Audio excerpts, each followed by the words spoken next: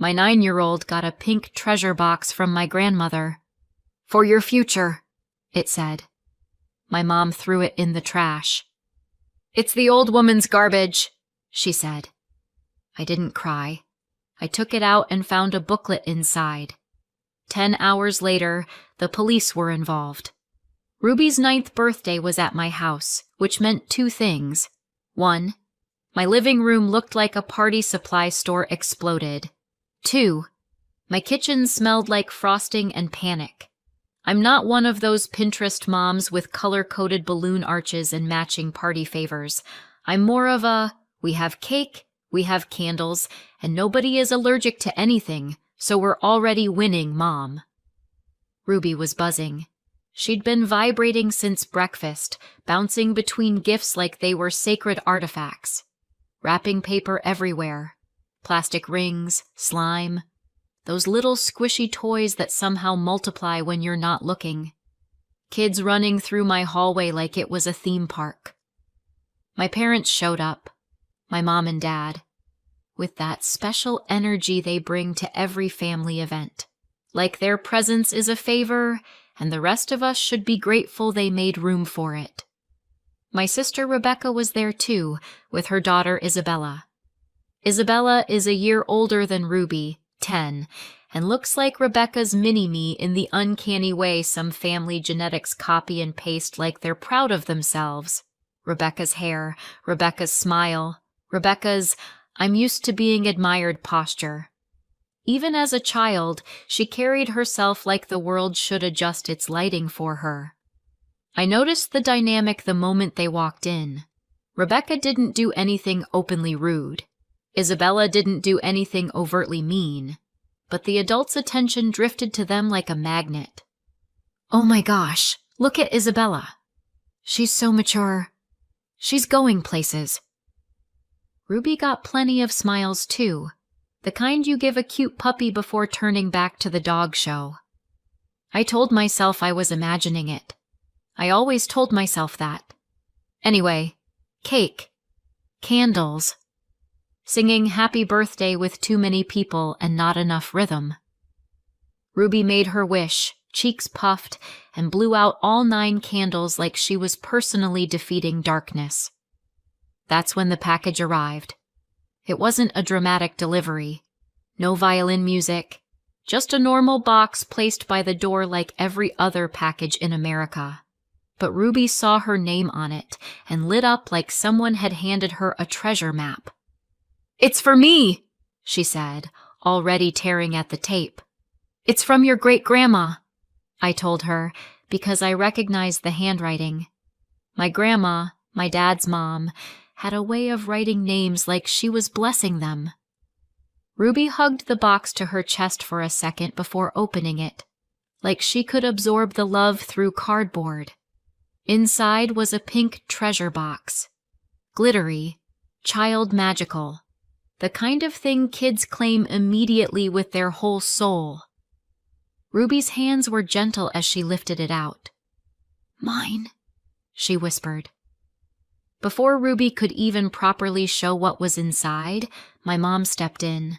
Not slowly, not kindly, like someone trying to snatch a hot pan before a child gets burned. No, she said too fast. You don't touch that. Ruby blinked. Why?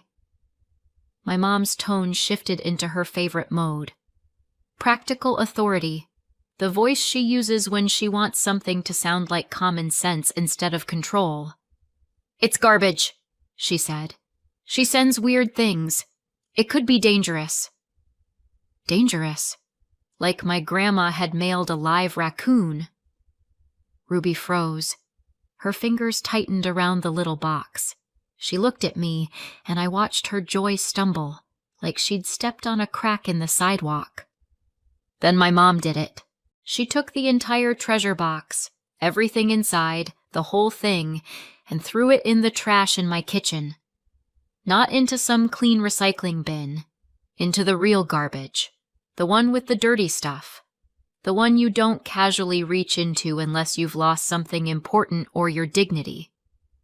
Loud enough for Ruby and everyone to hear, she said, "It's the old woman's garbage." The trash lid slammed. A hard, final sound, like a door closing. Ruby froze for half a heartbeat, then her face crumpled, confused, embarrassed, hurt. The kind of hurt kids get when the world suddenly changes rules and nobody warned them. The room went weirdly silent. Kids stopped moving. Adults glanced at each other like they didn't know what to do. Someone's kid dropped a plastic fork and nobody laughed. Rebecca didn't say anything. Isabella just watched, eyes wide but curious, like this was a show she hadn't expected and didn't want to miss. My dad stood there the way he always does, present, but not stopping her. He looked at the trash can, then at the cake, then at Ruby, like he was hoping the universe would resolve this without him having to pick a side. Ruby's eyes went to me, not accusing, not angry, just small. Like, did I do something wrong? I didn't cry. I didn't yell. I didn't give my mom the satisfaction of a scene. I went cold and steady because Ruby was watching me. I moved my body between Ruby and my mom like a shield. Not dramatic, just instinct. Like when you step in front of your kid without thinking. "Go with the kids for a minute, sweetheart," I told Ruby softly. "Go show them your other gifts." Ruby hesitated, still staring at the trash like her treasure box might crawl out on its own. Then she nodded and shuffled away, trying to be brave, trying to act like she wasn't shattered. The moment she was out of earshot, I turned back to my mom. "Calm and flat," I said. "You need to leave." My mom laughed like I'd told a joke. "Because of some garbage? You're really doing this right now?" I didn't argue. I didn't explain. I didn't debate whether humiliating my child was garbage or principle. I repeated it. "Get your things. Leave." My dad's eyes flicked to mine. I could see him considering the old pattern. Smooth it over, keep the peace, don't upset your mother. Then he did what he always does. He followed her out. They left together. Rebecca stayed. Isabella stayed. The party continued, because kids don't know what to do when adults rupture the air and parents are trained to plaster smiles over disasters. But the feeling had changed. Ruby laughed less. She kept glancing toward the kitchen like the trash can was a monster. Later, when the guests were gone and it was quiet, Ruby was still off. She asked the questions that hurt. Why did Grandma throw it away? Is it bad? Does Great-Grandma not like me? I pulled her close and kept it age-safe. It wasn't your fault, I told her. Sometimes grown-ups get stressed and act wrong. Great-Grandma loves you. That gift was for you. Ruby's voice went tiny. Then why did she throw it away? I swallowed the anger like a hot coin. I don't know, I said, because I couldn't say, because your grandmother thinks she owns the world and everyone in it.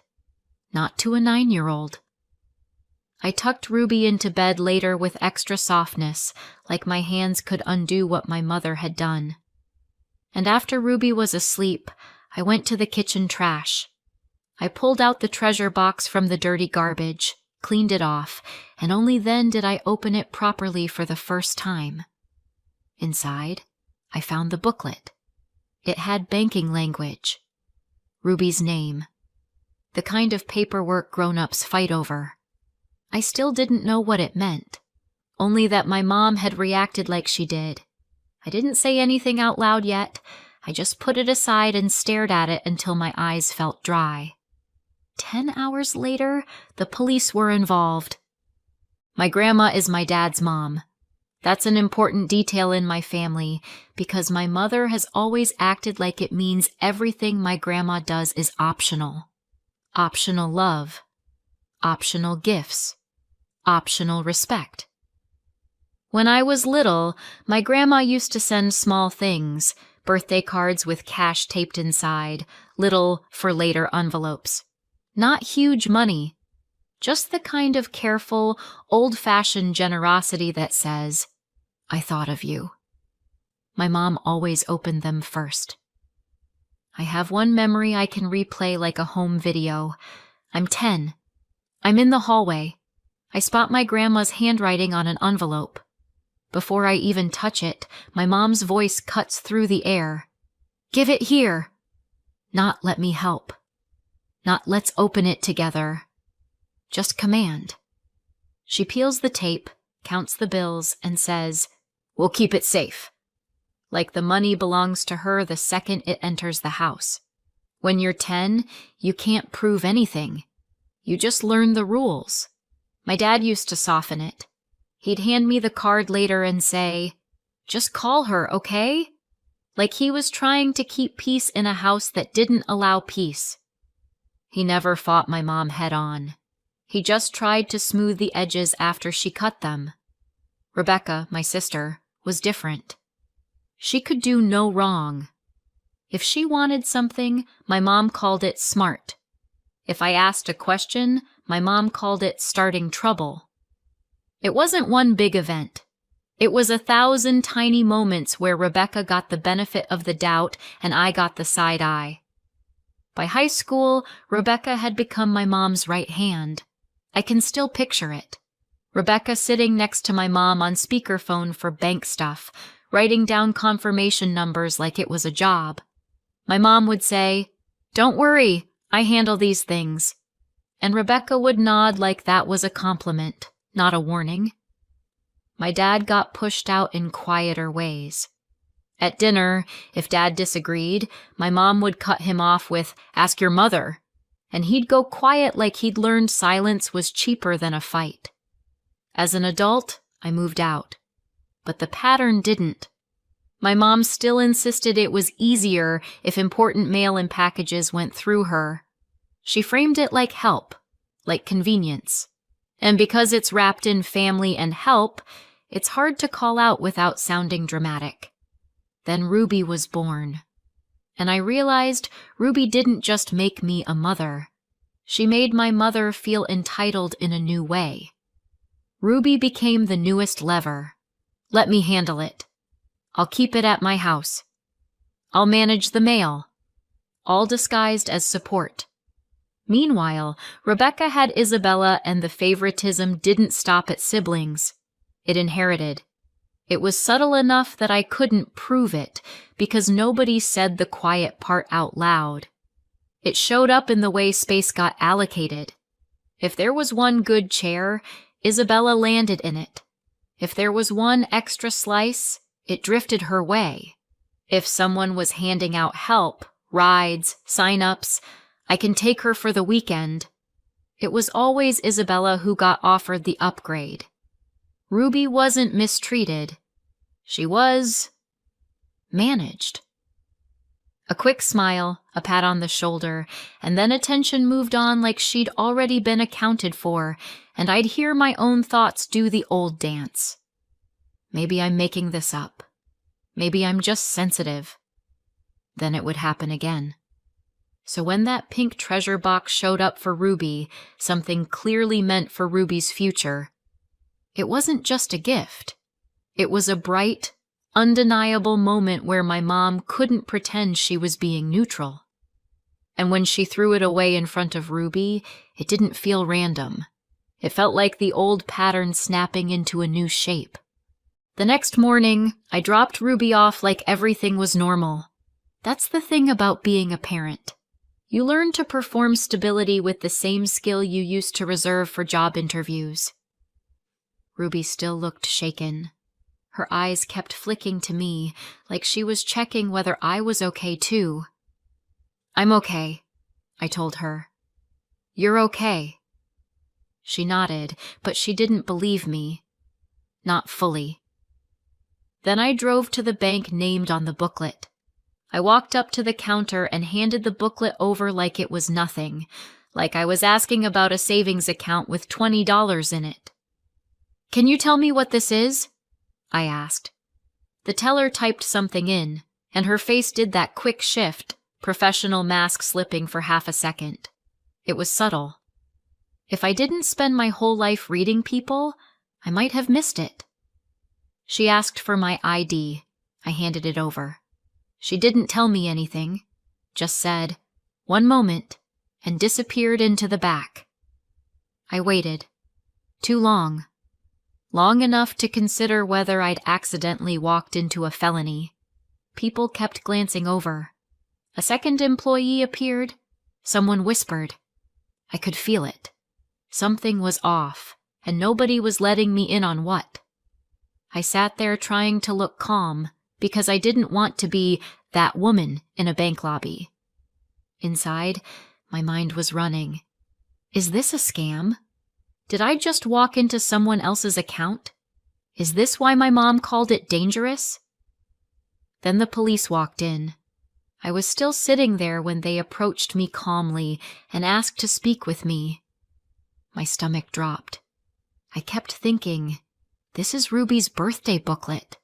What did I walk into? The officer asked for my ID again. I handed over my driver's license. He looked at the photo, looked at my face, checked the document carefully, like he was making sure I was real. I could feel my heartbeat in my throat.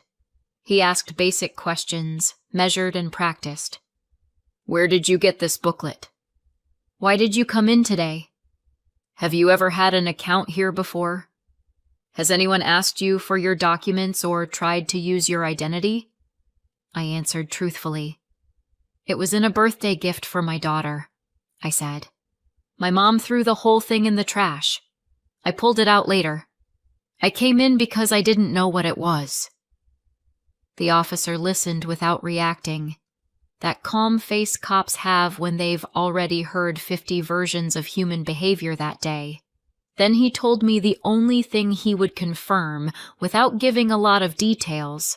The bank had flagged this as a potential identity fraud situation. Someone had been attempting to impersonate an authorized person tied to the account. Would you like to file an identity theft report? He asked. I just stared at him. Identity theft. From a child's birthday gift. My brain tried to reject it like a bad email attachment, but I heard myself say, yes. He took a brief statement, gave me a case number, and then he left. Just like that. No handcuffs, no dramatic reveal.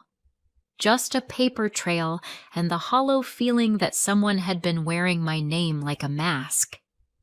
The police left. I went back toward the counter. The bank staff's energy was completely different now, overly polite, careful, almost relieved, like I had passed some invisible test. A manager brought me into an office and apologized in that careful corporate way. We had to verify who you were because of activity on the account. He explained the minimum. I was listed as an authorized adult on the account, even though I didn't know it. The manager tapped the booklet and said, "This is a 529 college savings plan your grandmother opened for Ruby." The account was flagged because someone attempted actions they weren't authorized to perform. Now that they'd verified it was actually me, they could finally show me what they were allowed to show me. Then he printed a summary sheet and slid it across the desk. I saw the balance for the first time. $194,000. My first thought wasn't greed.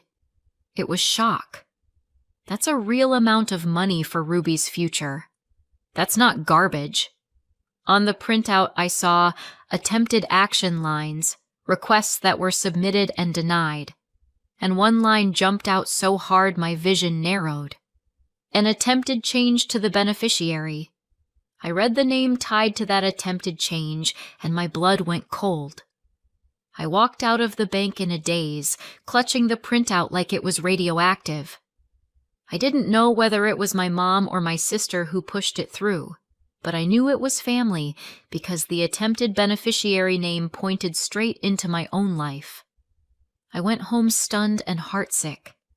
I always knew my family was difficult, but I didn't think they were capable of trying to take Ruby's future like this. I sat there staring at the paper, realizing the betrayal isn't a feeling anymore. It has a name on it. Ruby was named as beneficiary on this account. But someone tried to change the beneficiary. Delete my daughter and add my niece, Isabella. After the bank visit, I waited for updates. Nothing came. No calls, no emails, no magical resolution. Just days passing with that sick feeling that something was happening somewhere and I couldn't see it. Ruby was quiet for days after the party in a way that didn't match her. Not sulking, not dramatic, just smaller. On the third night, I found her on her bed with the pink treasure box on her lap, fingers tracing the glitter like she was trying to understand how something can be yours and not yours at the same time. She didn't look up when she asked, "Did I do something to make Grandma mad?" My chest tightened. "No, baby." She finally lifted her eyes. "Then why did she look at me like that?" Her voice cracked on the last word. "Like I was dumb." I sat on the edge of the bed and kept my voice steady. "Grandma's feelings are not your responsibility." Ruby blinked fast, trying not to cry. "But she likes Isabella." There it was. The thing kids notice long before adults admit. I took a breath. "Sometimes grown-ups have favorites," I said, careful and honest without dumping adult ugliness on a child. "And sometimes they're wrong for that." Ruby's mouth trembled. "Am I not good enough?" I shook my head immediately. "You are more than enough. You don't have to earn love with grades or trophies or being easy. You are my kid. That's already enough." She stared at the treasure box, then whispered, "So, I didn't lose?" I swallowed. "No," I said softly. "You didn't lose. And nobody gets to decide your value in my house. Nobody." Ruby leaned into me like she'd been holding her breath for days. I wrapped my arms around her and held on until her shoulders unclenched. Then she pulled back and said, very small, "Can we keep it on the shelf where they can't touch it?" I nodded. "Yes, that's exactly where it's going." 4 days after the bank visit, my phone rang. Mom. I stared at the screen for a full second before answering, like I was deciding whether to step back into a room that had burned me before. The moment I picked up, she was furious. "Did you call the police on me?" she snapped. "You told them I impersonated you." My grip tightened. "I didn't tell them anything," I said. "I brought the booklet in because Ruby's name was on it." "Don't play innocent," she snapped. "Your grandmother told me what she was sending. She told me." Then she went straight to guilt, like she always does. "I raised you," she said, voice sharp with outrage. "This is how you treat your family?" I felt something in me finally move from shock into clarity. So I asked the question I'd been avoiding, the one that mattered. "Well, did you impersonate me?" She didn't deny it like an innocent person denies something. She denied it like a person who believes denial is power. "No," she said. "I'm your mother. You wouldn't exist if it weren't for me." That wasn't an answer. It was ownership. My stomach turned. I said the one fact that mattered, the one she couldn't talk around. "Well, someone tried to change the beneficiary from Ruby to Isabella," I said. "It's either you or Rebecca." There was a beat of silence, just enough to prove she understood exactly what I meant. Then she pivoted, not to innocence, to justification. "Do you think it's fair your daughter gets everything and Isabella gets nothing?" she hissed. "I don't know how you manipulated your grandma, but it's not going to work." My voice went very calm. "So it was you?" And then my mother said the thing that still makes my skin crawl, because she said it like she was being reasonable. "You don't understand," she said. "That's her life. She is so talented. You know how expensive good education can be. You can't take it away from her. She is your niece." I stared at the table in front of me for a few seconds. "And Ruby?" I said. "It's different," she snapped. "Don't twist things." Different. I tasted blood where I'd bitten my tongue earlier in the call. I didn't even remember doing it. "Different how?" I asked. Silence. Not angry silence. Not dramatic silence. A silence that said, "Because I decided so." I clicked off. I didn't need more. I had clarity, and it hit me like grief. It wasn't just that they tried to steal money. It was that they tried to steal Ruby's future to hand it to another grandchild. That was the betrayal that cut deepest. So I did what I should have done years ago, if I'm being honest. I cut them off. Not with speeches, not with social media posts, with actions. First, I went to my bank. I had been sending my parents $200 a month. I made decent money, and I wanted to be a good daughter. It was so routine I almost forgot it existed. I canceled it. Turns out I could press cancel just fine when it wasn't wrapped in guilt. My finger hovered for a second over the confirmation button because muscle memory is powerful. Then I pressed it anyway. Next, I called Ruby's school and removed Mom and Rebecca from every pickup, emergency, and contact list. I removed their numbers like I was pulling thorns out of skin. No more help, no more openings.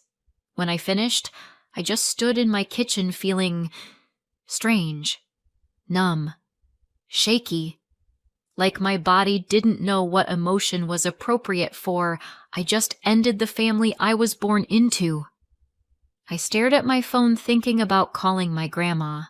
She was 91. I didn't want to scare her. I didn't want to add stress. I didn't want to be the reason her heart raced. I was still holding the phone when there was a knock at my door. I opened it, and my grandma was standing there. That alone shocked me.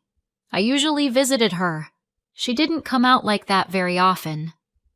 Next to her stood a young man I didn't recognize.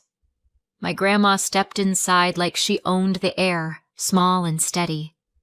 The young man followed, carrying a folder. Ruby came downstairs and froze.